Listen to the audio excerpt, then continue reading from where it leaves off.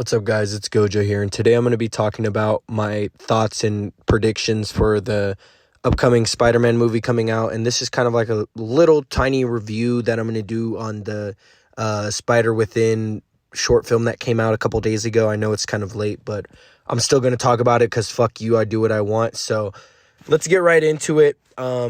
The film starts off with the Sony logos, all that, obviously, but it quickly starts with a very menacing tone of Miles dealing with his daily Spider-Man difficulties and the weight of Spider-Man as a whole.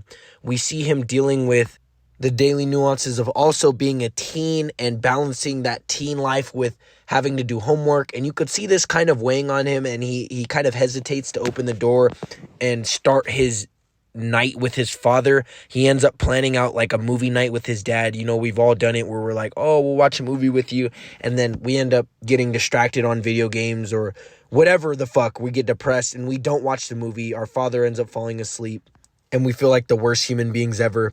But anyway, this scene kind of characterizes how Miles' spidey sense isn't working the way it should be because maybe his stress is weighing on him a lot.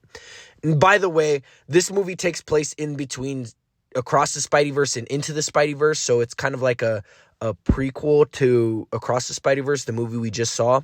So his dad kind of takes this as a learning lesson, you know what I mean? Miles gets annoyed and kind of tells him like, oh, I don't feel like watching the movies tonight for whatever reason. We don't really know. He doesn't explain it right then and there.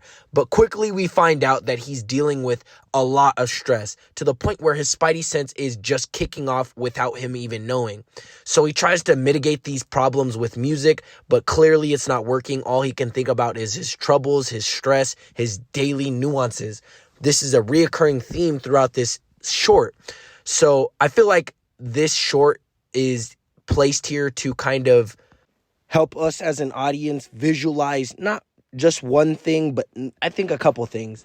The first being that Miles' parents play an essential role in his life, and that is something that we don't see often with other Spider-Men. And not only that, but the anxiety and the pressure of being Spider-Man and the nuances and inconveniences it causes on your stress levels and your sleep and things that you need, like essential things like eating, sleeping, even spending time with your father. And I feel like this is to characterize how much of a good relationship he has with his father, and that we don't really get to see very often. So it kind of plays into this this mode where we know he's gonna die eventually, and we don't really get to see their relationship on screen much. So I feel like this whole short is to kind of show us what it's like in those moments where he's not fighting the Spot and he's not fighting a multiversal threat, and he's just a neighborhoodly Spider-Man and he's still dealing with that stress.